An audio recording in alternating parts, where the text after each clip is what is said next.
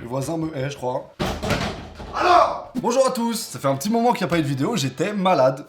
Voilà, c'est l'excuse du collège, il n'y aura pas plus. Aujourd'hui, on se retrouve pour une nouvelle vidéo dans laquelle on va tester un produit Ikea. Parce qu'en ce moment, ils produisent des objets tech, vous le savez peut-être parce que j'ai déjà fait des vidéos sur le sujet. Allez les voir. J'ai déjà donc testé des enceintes de chez eux, il y en a là dans le décor. Ici, on en a une, et là, ce truc là, c'est aussi une enceinte. D'ailleurs, je vais la remettre bien là parce que c'est une honte. Hop là. Tranquillement. Au moment où je l'ai acheté, je pensais pas pouvoir dire ça, mais l'enceinte Ikea là qui est au milieu de mon meuble, je l'utilise très souvent, elle est très bien. On m'a conseillé de retourner sur le site d'Ikea parce qu'ils ont sorti des nouveautés, notamment en termes d'objets connectés. Il y en a plein qui sont apparus. Et nous, on va s'intéresser au cadre enceinte d'Ikea. C'est le modèle Symfonisk juste ici. C'est une enceinte Wi-Fi qui peut s'accrocher au mur. Je suis pas très fan des enceintes Wi-Fi pour être honnête. Je sais pas pourquoi, c'est un format qui je m'en tape un peu quoi. Après ça peut être utilisé avec les Google Assistant, les trucs comme ça. Mais je suis un gars à l'ancienne moi, le Bluetooth tu connais hein. Voilà donc à quoi ça ressemble et vous l'avez peut-être remarqué, ça vaut un peu cher hein. On est à 180 € pour l'enceinte Enobi qui a juste derrière moi, on était à 80 il me semble, c'est ça. Là on est sur un autre budget et hormis le fait que ce soit un cadre, que ce soit un peu sympa et tout, c'est fin. Là il y a genre 2 cm max. Du coup pour cracher un son qui est correct, ça me semble compliqué quand même. Mais comme d'hab sur leurs enceintes, ils sont en collaboration avec Sonos pour les faire. Qui est une marque si vous connaissez pas, qui est très largement reconnue dans l'audio, ils font des très bons produits et c'est cool qu'IKEA soit associé à une marque comme ça pour faire des produits. L'avantage d'IKEA dans la tech c'est que souvent ils font en sorte d'être le moins cher possible, tous leurs produits sont à peu près abordables, en tout cas tout est fait pour que le rapport qualité-prix soit le meilleur possible. Du coup quand on achète une enceinte à 200 €, j'ai des attentes un peu, je vais pas vous mentir hein. Alors voilà la bête.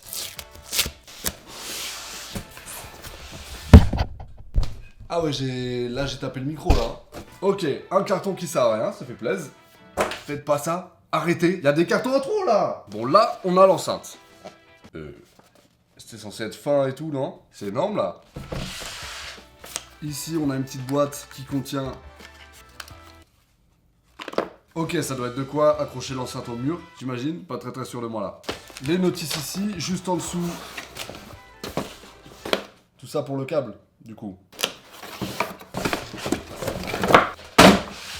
En vrai, je crache sur le suremballage depuis tout à l'heure et tout. Mais là, ça me séduit un peu. C'est bon, je me suis fait avoir. Ça là, j'aime bien là. Waouh, ok.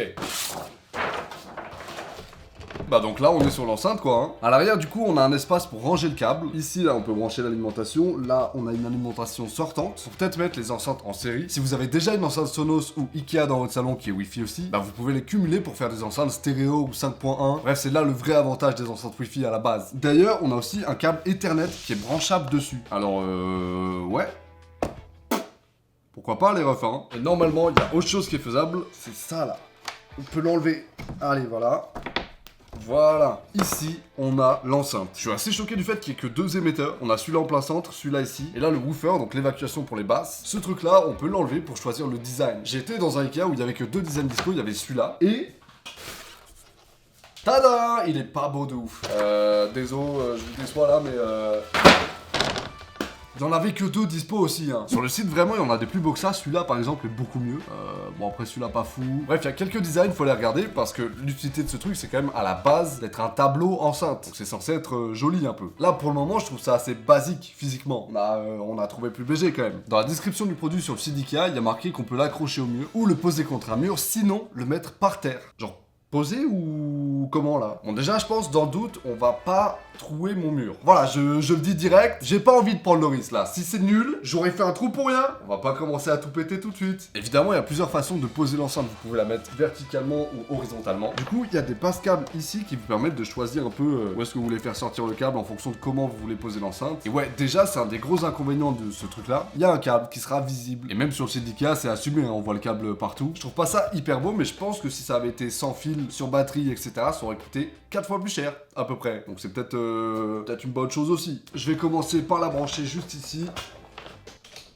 Là-dedans, on avait en fait pas mal de trucs. On avait des patins pour l'enceinte. Parce que si vous mettez le plastique dur comme ça sur une matière comme du bois ou n'importe quelle autre matière dure, ça va vibrer et faire un son horrible. Du coup, les patins là dont on connaissait pas l'utilité, c'est simplement pour éviter ce problème-là. Donc là, on a un bouton play pause, des boutons de volume. On va essayer de l'allumer avec le bouton play pause. On va voir si ça marche. Yes. Et ben voilà. Je sais pas comment... C'est ça qui est chiant avec les enceintes Wi-Fi aussi, hein. Comment ça marche? On peut avoir une notice en français, s'il vous plaît, là? Installer et ouvrir l'application Sonos S2. Ok. Alors, configurer un nouveau système. Bienvenue, créer un compte.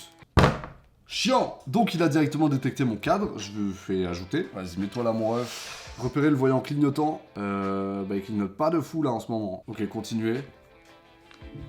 Ça clignote. Let's go. Scan. Scan, Scan, mec.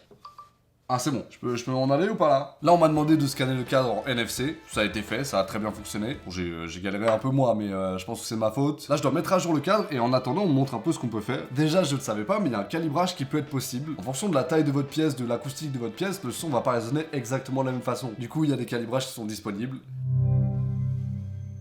Allez! Bah écoutez, ça va juste partir sur du son là, hein.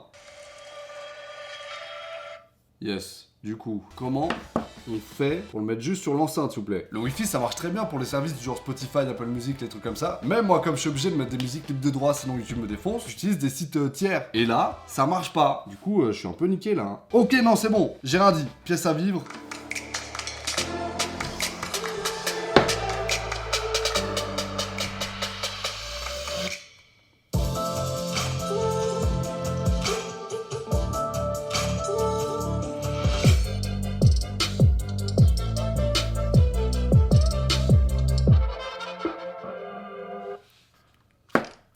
Bon, vous voulez savoir un truc? Le son est putain de bon, hein. Elle est incroyable, cette enceinte. Waouh, d'accord. Y a rien à dire en soi. Le son est très bon. J'étais vraiment assez proche de l'enceinte et tout, mais je suis choqué, là. En même temps, c'était 180 balles, quoi. On s'est compris, hein, mais c'est du Ikea. Et c'est bon. Je m'y attendais parce qu'il n'y a pas une seule fois où j'ai été déçu de leurs produits en termes de tech et tout. Mais là, vraiment... Bravo! C'est bien, de ouf. Je sais pas si je vais le mettre dans mon décor derrière et tout, mais je compte me servir de cette enceinte, carrément. Putain, bravo, elle est bien. Je vais mettre d'autres musiques là.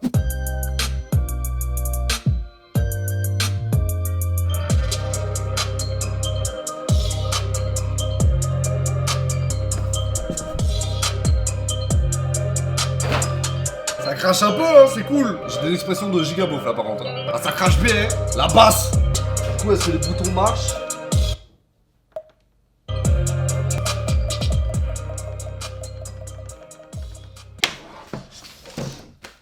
Quoi vous dire, je suis hyper satisfait. J'ai mis 180 € là-dedans, ça les vaut, c'est tout. Après, en vérité, j'aurais bien aimé quand même, je fais le vieux con de ouf, hein, tant pis, petite option Bluetooth. Allez, s'il vous plaît. Je sais pas vraiment si je vais réussir à l'intégrer au mur comme un tableau, etc. parce que c'est quand même assez épais. Bref, c'est une bonne enceinte, peut-être pas un bon tableau, parce que je trouve le design... particulier. Si vous arrivez à le combiner à d'autres tableaux pour que ça rentre bien, etc., ça peut être très cool. Vous avez 2-3 exemples ici. Là, dans ce cadre-là, ça rend quand même pas mal. Je sais pas s'il y a d'autres exemples. Là, j'aime moins. Mais bon. Arrêtez de faire des trucs pas beaux comme ça, là. Ah, juste pour le respecter, par contre, je vais mettre ce fond-là, là, à un moment. Comme ça, c'est fait. Voilà. On va finir avec lui. Ah, c'est moins beau, hein. Ah ouais, on a vomi sur mon enceinte, là. Ta gueule, par contre. Pas le full, hein. Bon, comme vous l'avez vu, il a des designs plus ou moins jolis. Celui-là fait pas partie des jolis, je le répète. C'est chum. Voilà. Mais c'est des très bons produits, l'enceinte est très bonne. C'est un petit peu cher pour des produits Ikea en vrai. Pour exemple, le truc moche là que vous voyez ici, le truc de remplacement, c'est 30 € quand même. Donc voilà, pas gratuit. Mais l'enceinte derrière est très bonne et je pense que ça vaut le coup. Si vous voulez une bonne enceinte à mettre dans une chambre par exemple, c'est une très très bonne idée. Elle est bien de ouf. Si vous voulez plus d'infos sur cette enceinte, évidemment le lien est en description comme d'habitude. Je vous la recommande, vous l'avez compris, à 100% vous pouvez y aller. C'est un investissement, mais si vous voulez mettre de l'argent dans une bonne enceinte, c'est peut-être le truc à faire. Après, c'est très peu transportable les enceintes Wi-Fi. Ça met un peu de temps à se connecter à la box. Si vous avez une coupure Wi-Fi, bah vous avez plus d'enceinte. C'est pas aussi polyvalent qu'une enceinte Bluetooth, mais ça a d'autres avantages. Bah le fait d'être un peu plus personnalisable grâce à des applications, le fait d'être combinable avec plusieurs autres enceintes. Bref, c'est un choix à faire, ça c'est vous qui voyez, hein. Par contre, juste en dessous de l'enceinte là, il y a un bouton pouce bleu et un bouton s'abonner. C'est marrant, je pense que c'est un signe. Là, ça me parle. Hein? Je vous remercie d'avoir regardé cette vidéo jusqu'au bout, j'espère que ça vous aura plu. Moi je vous retrouve en tout cas mardi prochain pour une nouvelle vidéo comme d'habitude, sauf la semaine dernière parce que j'étais malade, vous avez capté. Ciao!